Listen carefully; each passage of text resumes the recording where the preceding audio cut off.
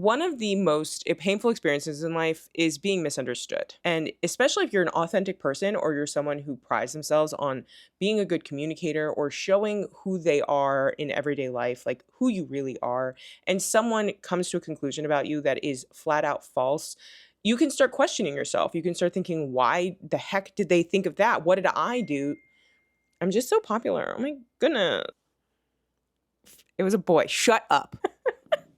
Anyway, back to being misunderstood. If you're someone who prides themselves on being authentic, on showing who you really are wherever you go, uh, maybe you are very bold in your style, you're a professional communicator in some capacity, you have tattoos all along your body to show your personality, but people look at you and they come to the wrong conclusions and you wonder how the heck they thought that could be the case. What are they getting at? What did I do to make them think that? In this video, we're going to talk about why being misunderstood is so painful and what we can do to process that pain. Why is being misunderstood so painful? If you think about what it means to be a human being, we are very tribal creatures in a lot of ways. We are social. We need other people.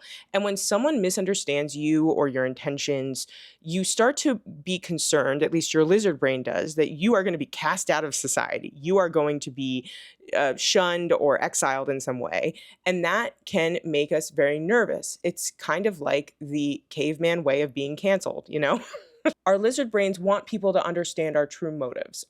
We want to make sure we feel safe around other people and they know that we don't have any nefarious intentions or that we are safe to them as well. On top of that safety concern, there's also an issue when it comes to people misunderstanding who you are and you second guessing yourself. You start questioning how you're coming off to people. You might start questioning your core identity. So personally, I really think it comes down to feeling like you have been invalidated, like that person doesn't really know me and they think they do. And that's angering, that's infuriating because it could lead to consequences that are beyond your control. At least that's what your lizard brain thinks.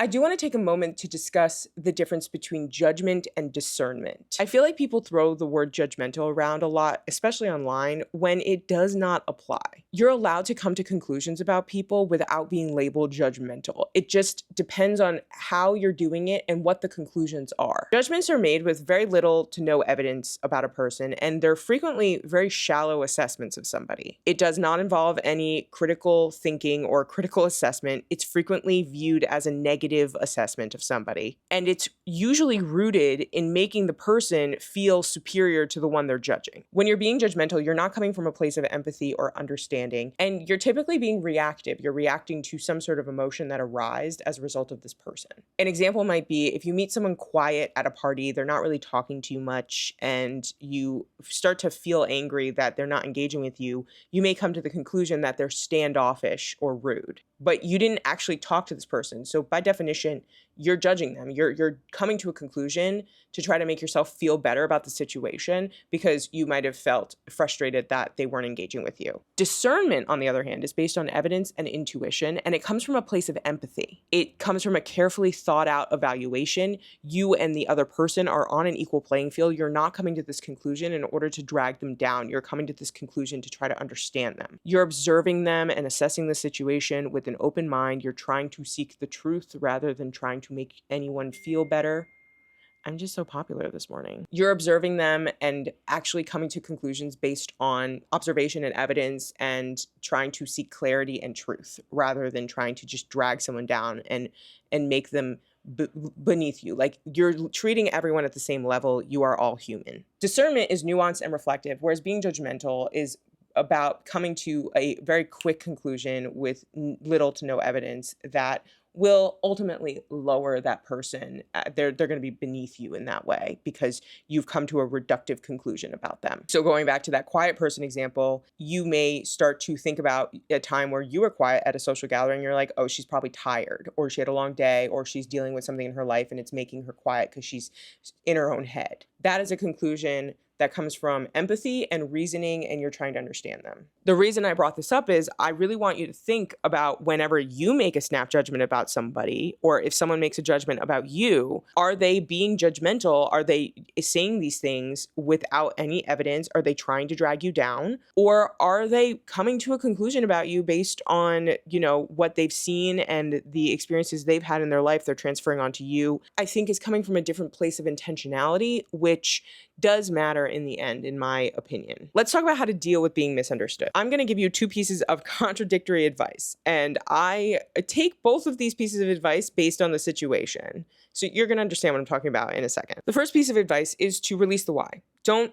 even bother trying to figure out why someone came to this conclusion about you. It's not any of your business, and it doesn't really matter because you know yourself, and you know in the end that they are wrong, and they're jumping to conclusions in a way that doesn't even matter. I frequently take this route when I'm on the internet and someone comes to the craziest conclusion about me that I'm like, how could you even possibly think I was saying that? Or where on earth did you get this from? Like, what are you talking about? I used to try to understand them, and I used to think like anyone can be reasoned with if you just sit down and talk, but that's not true. There are so many people out there who don't want to be reasoned with. They don't want to hear you out. They are uninterested in the truth. They just want to come to their little conclusions and be happy with those. They are the judgmental type, not the discerning type. It wasn't until I started mass communicating with people on the internet did I realize that that was the case. There's a significant number of people out there who just don't care. And it is not worth my time to try to make any sense of the maze in their head. In the end,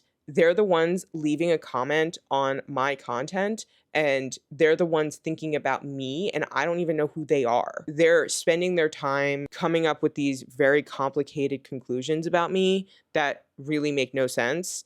And I'm over here living my life and making content and expressing myself in a way that I find healthy and enjoyable. So I don't want to be like them. And so I don't really care to engage with them. And I had to get to that point where I'm just like, they don't matter. Not everyone's opinion about me can matter to me. It will drive you nuts. I recommend you go this route if the misunderstanding occurred between you and someone you don't know very well. Remind yourself you're not a caveman. You're not going to be cast out of society or lose your family and friends or anything like that. You're fine. This person misunderstanding you and not seeing your authentic self or just putting words in your mouth, they don't matter in the end. But that doesn't always work for me, because what if it is someone who you do care about, someone you do respect, who has misunderstood you in a way that is so significant that you are being driven crazy by it? Oh my goodness. The second piece of advice, and I told you in advance that these were going to be contradictory, is to analyze the crap out of why they did that, why they said that. I'm an INFJ with the Scorpio moon. I like to analyze things, like I come up with reasons someone made a judgment about me, and it is probably based on some sort of armchair pop psychology, and I'm probably projecting my own stuff onto them because I don't know what experiences they've had in their life. Our experiences dictate our outlooks and how we feel about ourselves and how we feel about other people and how we see the world. My experiences will be different from your experiences and from the person misunderstanding me. And so I am prescribing my own worldview to that person. Is it going to be right? I don't know. Maybe, maybe not. But it doesn't really matter, because this is about making myself feel better about being misunderstood and trying to come up with what to do next. So let's say I was the quiet person at this party and someone said, oh, she's so standoffish. Like she thinks she's so self-important because she was so quiet. And I hear that a friend of a friend said that about me. I would probably think like, has this person never had a day where they couldn't socialize? So to me, the first conclusion I would come to is whoever made that judgment about me lacks empathy, and their worldview is in a way very self-centered, because they experienced me in a way that they thought was rude without even considering the possibility that I wasn't being rude. I was just tired or something. There's an alternative. They jumped to the most negative possible conclusion or most nefarious possible conclusion about me. And they decided to spread that around. That's not something I would do. And so therefore, in my mind, it doesn't really matter if this person thinks that about me, because I don't want anything to do with this person. Even if she is a friend of a friend, I'd be like, okay, she can think that. I just won't talk to her. I don't feel any need to convince her that she's wrong, because I don't really want a person whose snap judgment is to lower someone on like down below her, right? I would rather someone who thinks, oh, she was so quiet, maybe she was having an off day, to be in my life.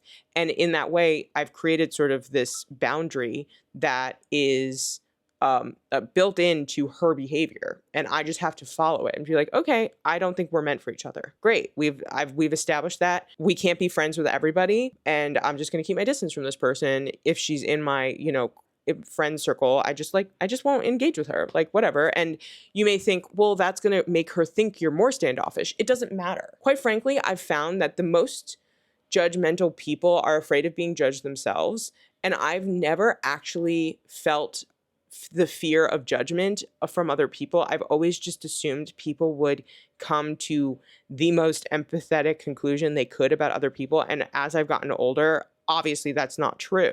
People judge people in the harshest way possible sometimes because that is their default setting. My default setting has never been to judge. My default setting has always been to empathize. It's actually become a problem to some extent. I was thinking about people too much and trying to be, I was being too understanding to other people. So there is a fine balance there.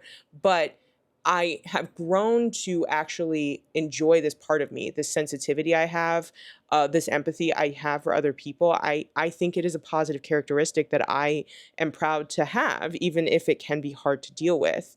And if someone coming to a conclusion about me in a really unempathetic way allows me to see their true colors, that's a blessing. When someone misunderstands you, it can actually be an advantage because you are seeing how they react to things in their lives. You are seeing whether they choose judgment or discernment. You are seeing who they really are, because a lot of how we engage with other people is projection. And I know that I'm going to give people the benefit of the doubt until I can't anymore, until they have done something to the point where I'm like, I just don't, like, I can't deal with you anymore. This is unacceptable. I've given you so many opportunities to be a decent person and you're just not taking them. And so that to me is a sign that you don't belong in my life because we're not compatible. And when someone misunderstands you to the extent where they don't even want to hear about alternative perspectives on you, that is a sign that they're not supposed to be in your life. So use that misunderstanding to your advantage and take the hint from the universe and set the boundary and be like, okay, we're not dealing with this person. That's fine. I'm cool with that. There are plenty of people out there that I can be friends with. I asked for some other examples on my community page of people who felt misunderstood. I did not get permission to show them, so I'm going to just summarize them. Her ex is spreading rumors that she's toxic and abusive, and it's led her to question who she is and if she's a bad person. This is a good example of why being misunderstood hurts so much, because it's leading her to question her sanity and her humanity. And she is wondering if she's a bad person because she trusted her ex. She loved her ex at one point, and you're not going to be with someone you don't respect, right? Like, you probably at one point respected your ex's perspective about the world and about you. You asked for advice. And when you've broken up with somebody and they start to behave in a way that you don't recognize, that is so incredibly painful. And you start to see just how vindictive they can be and how malicious they can be. And you don't know what to do with that pain. I think in this situation, no contact with that individual is crucial. She mentioned in her comment that the people that she spoke with and explained the situation to believe her, and her ex spreading the rumors isn't really working because the people in her life that she was friends with first believe her and not his story. So I think that is a good sign. Whenever there's a breakup, if it's not like an abusive situation, usually both sides took some responsibility there. Like, they weren't doing the work that needed to be done or meeting the needs of the other partner in the way that they needed, and that it led to the breakdown of the relationship. You want to reflect on what you could have done differently to make that relationship work. But ultimately, if someone, once you've broke up with them, is doing something like spreading rumors about you, you don't want that person in your life. That's unhinged behavior. Why would they do that except to hurt you? You don't want to be with someone, you don't want that person's energy around you who is spiteful in that way. For this person, it's just going to come down to rebuilding her trust in herself, rebuilding her trust in her assessment of situations and of people, rebuilding her understanding of her own behavior, and also managing her emotional response to that sort of unhinged behavior. Managing your emotions is the key to life, and I have a video about it. I'm going to link it up in the card. I think it's going to be here. Basically what it comes down to: control your thoughts, control your emotions. If you don't allow your thoughts to spiral, your emotions will not spiral. You can calm yourself down. Your emotions are physiological a lot of the time, but you have the ability to control where they go. They can stay in your body, that you can release them from your body. It's up to you. Another example, because she has a lot of tattoos, people think of her as deviant and not professional. So this is a dated view of the world. Anyone who thinks this is engaging in stereotypes. In this situation, I would just accept that some people may never change their view about tattoos. And they are coming to an incomplete conclusion about you, and a wrong conclusion about you based on what you're seeing. It's sort of like if someone like judging someone based on what they're wearing. Ultimately, it depends on the context and how important this person is to you. Like obviously in a job interview, it's going to be very important, but in, everyday life, like if it's just some random person who's like, oh, I'm going to stay away from that person, they're scary. Like, okay, good. Built-in boundary. We love that. Stay away from me. So I think there are certain contexts where this misunderstanding can be very difficult. I am not a heavily tattooed person, so I don't have insight into how to navigate those contexts, such as, like I said, trying to find a job or medical care. I can imagine that being difficult. I think that coming up with like a sentence or two to explain why you love tattoos and why you've gotten so many tattoos is a really good way to sort of diffuse the situation if you do sense the energy coming off of somebody that is judgmental. I had a friend who was heavily tattooed, and she liked to explain it as, I love my body and myself so much that I've decided to permanently decorate it. And I thought that was really lovely. She said her body was metaphors.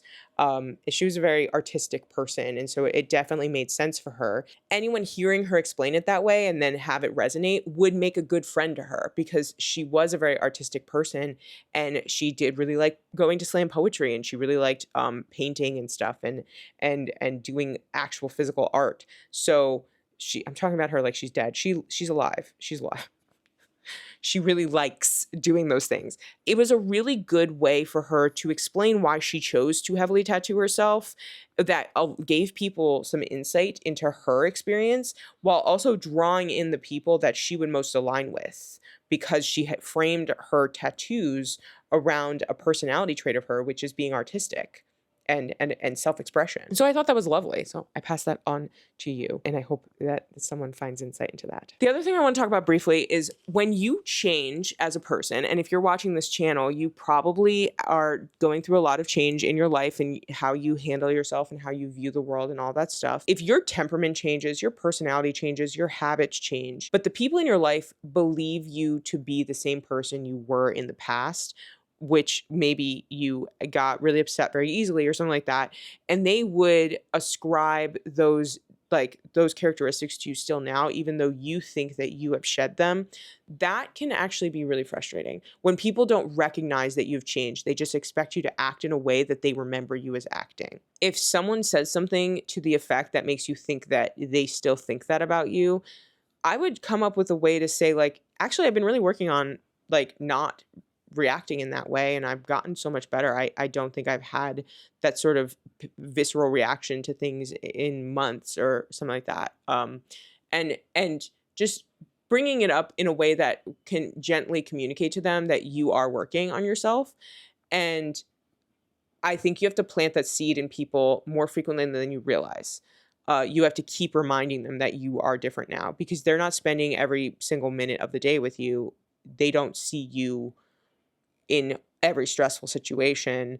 They're not going to know that you've changed. They're just going to expect you to react that way. I have one relative who puts people in boxes and categories, and she's actually kind of judgmental. And I can tell that she has me in a box. And I've changed a lot in the past decade or so. And so having her think of me as that person from 10 years ago she says things sometimes that makes me think she doesn't recognize how I've changed. And I just have to, I use those moments when I'm jolted into a realization that she says something about me that was true of my past self and not my present self. That I'm like, oh, I really have changed. Like, I don't let it bother me. I don't correct her because she's also very set in her ways. And I don't think she really cares to recognize that I've changed.